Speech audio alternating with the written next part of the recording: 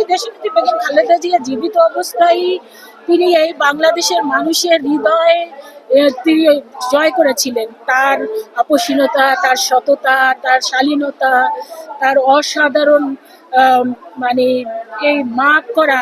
আপনারা জানেন দীর্ঘ 17 বছর তাকে যে নির্যাতন করেছে, তার পরিবারকে নির্যাতন করেছে, তার দলকে ভাঙার চেষ্টা করেছে।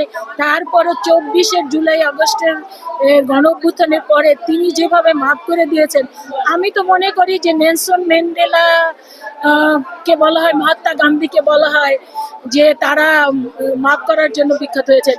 আমি মনে করি তাদের চাইতো অনন্য অসাধারণ উদাহরণ রেখেছেন দেশনেত্রী বেগম খালেদা জিয়া।